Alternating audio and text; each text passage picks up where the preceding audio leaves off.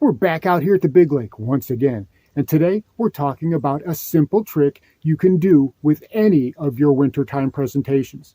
And best of all, it's so easy to do, and it led to what was easily my best fish so far for 2024. Stick around, you don't want to miss this one. Got him. Ooh, that's another toad. Ooh, that's another one. Ooh, come on, buddy. There we go. Ooh, goodness gracious. Come on, buddy. Ooh. Oh, that's another nice fish. Come on. Ooh, you got a lot of fight in you.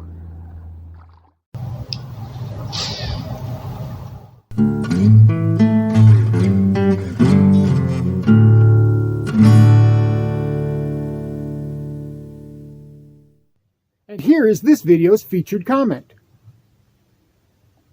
Congratulations! If you would like to have a chance to have your comment featured in an upcoming video, all you've got to do is leave a comment. And now, on with the video. Welcome back to Lowbrow Fishing, and ask any angler and they'll tell you, when that water gets cold, the fishing gets rough, doesn't it? In the wintertime, when we go out on the lake, that's when we have the hardest time putting together any patterns, putting together anything, it seems like, just to get a bite. A lot of days, it's the big skunkaroonie, isn't it? And that's very frustrating because you've only got 1 or 2 days out of the entire week to go fishing, if that. And then when you head out there, you are freezing in that biting wind and you end up not catching anything. You think to yourself, well, I'll just wait till spring when the pre-spawn kicks in. But I'm telling you, there is a way. There is a way to increase not just your odds of getting bites, but getting big, big bites. And I demonstrated that today. You know, this has been the coldest year I can remember in a long time in South Mississippi. And I've been here since 1988. So that's 36 years I've been in this state, and it's been cold. It's been downright cold. And next week, it's supposed to be in the teens for all next week.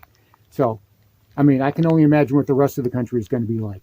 For us, that's going to be absurdly freezing. But even under those conditions, you can still catch fish. As long as you don't have hard water, you can still catch fish. Now, what is this trick? What is this thing that I'm doing? I'm slowing down. I'm slowing down to the point of being a painful crawl. And you say, Lowbrow, how do you do that with any bait? You can't do that with every bait. Yes, you can. You can slow it down to a painful crawl with anything. And I started out today actually fishing a lipless crankbait. I started out deep. I was in 30 to 35 feet of water, which probably is about the deepest point on this lake. And I had a lipless crankbait, and I was searching for a bite, searching for something that was going to happen. And I fished this thing so slowly. I cast it out there and I let it just sink all the way down to the bottom, And then I reeled it in. And then I paused it for a little bit to let it pendulum back, because I wanted it to stay low. I wanted it to stay low to the bottom. And every time you crank that handle, you know, you're up in the boat, it's going like that. So you let it go and it pendulums back down so you can stay close to that bottom. And I was doing that all the way to the boat. Little 3/4 pound bass. That tells us that they're out deep. You know, he is cold. But here he is. You know, we caught him on the old lipless crank, on the rattleless lipless crank, or the modified lipless crank, whatever you want to call it. All right, that's one. Thank you, buddy. Appreciate that. Overcast skies. It's raining right now. We had that big, what was that storm called? Finn, I think they called it, blow through here with 65 and 70 mile an hour winds. I'm telling you what, that business is for the birds, okay? We already have hurricanes in the summertime. We don't need them in the wintertime too.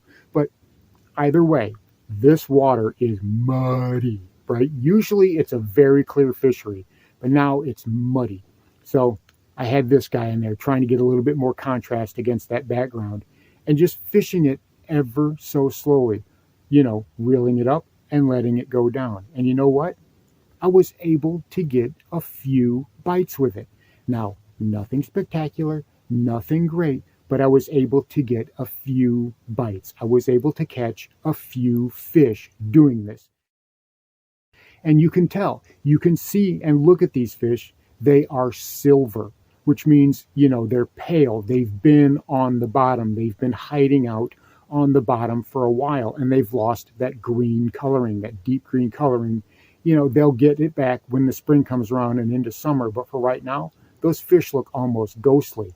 But, slow rolling this just a regular cotton cordell super spot, right? I mean, it's one of the ones that I've modified. It's one of the ones that I've done surgery on and filled with super glue and baking soda. But for the most part, you can do it with a regular lipless crank. You just have to go super, super slow. Now, I've got this on my casting setup, my pure casting setup, which is a bait cast reel. I've got 12-pound fluorocarbon, a 7-foot, and this is my casting rod. This is my micro guide rod. This is the one that's got the teeny tiny little guides on it. Medium heavy, moderate fast tip. That's what I was using for this thing today. And, going super, super slow, I was able to get a couple of nice bites.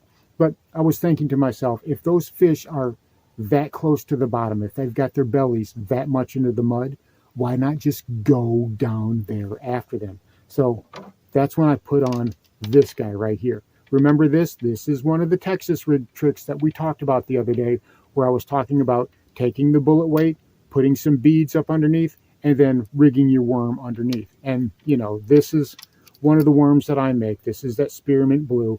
I was also fishing some orange ones that I'd made earlier. I have this on 12-pound fluorocarbon. I've got this on a 7-1-to-1 bait cast, 7-foot, medium heavy with a fast action tip, because I want to set that hook and I want to do it with some gusto. But because I'm fishing out deep, very little vegetation, I was fishing with fluorocarbon and not braid, and working this thing very, very slowly.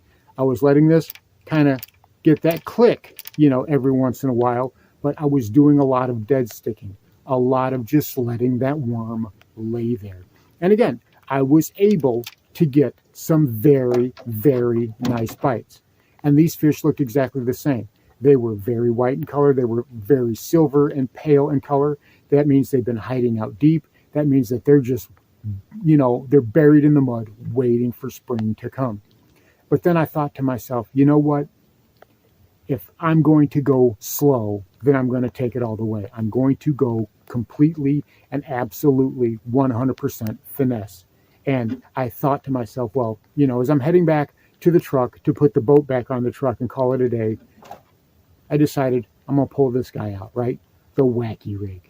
Just a straight up wacky rig, 10-pound braid to a 8 to 10-pound fluorocarbon leader. I think I've got about a 8 or 10-foot leader on this, just a moderate. Actually, this is a medium light rod with a very soft tip. And that's what I like to throw my wacky rigs on. That's what I like to use.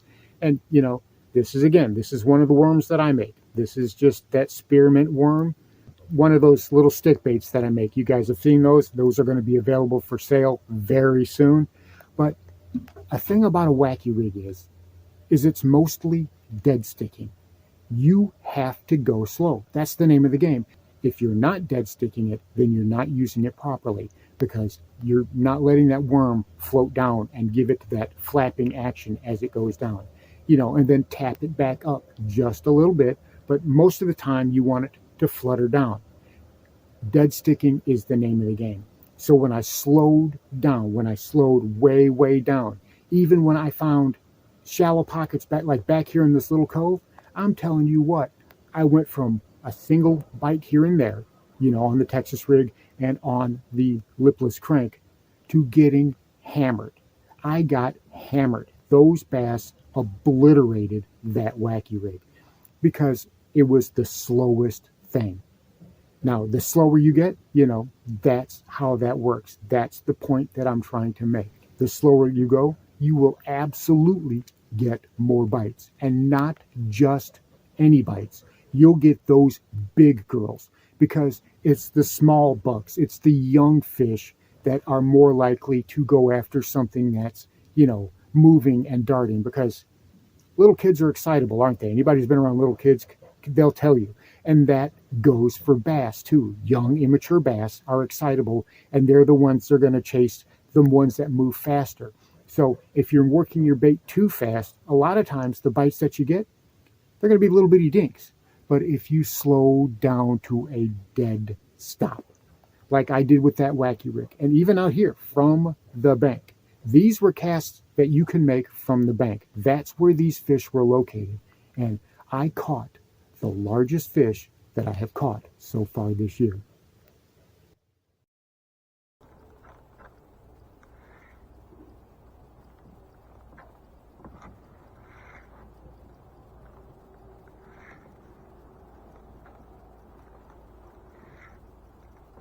Ooh, there we go, got him. Ooh, that's a good one. That's a big fish, kids. Oh, that's a big fish. Stay down, stay down. Oh, that's a big fish. Oh my goodness, oh my goodness. Come here, you.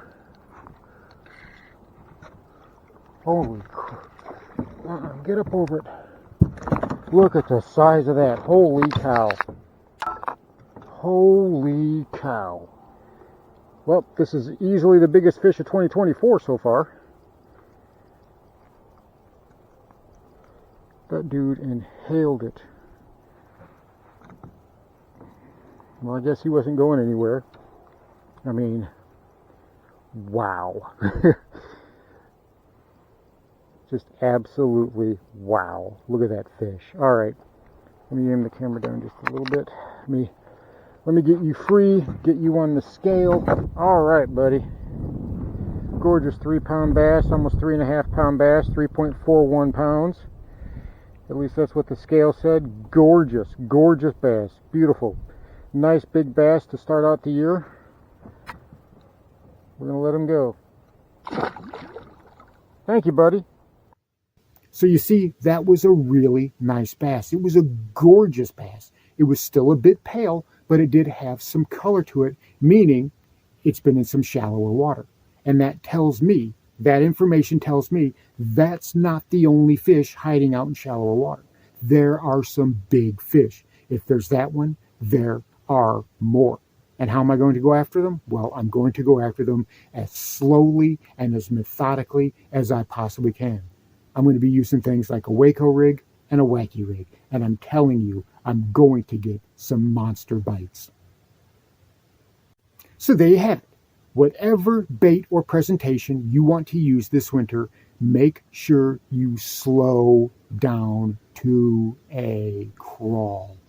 That is paramount. That is one of the most important things that you as an angler can do to manufacture bites. And like we said before, it's not luck, it's manufacturing bites. And you have the power, you have the control of doing that. Thanks for watching Lowbrow Fishing. We'll catch you in the next one.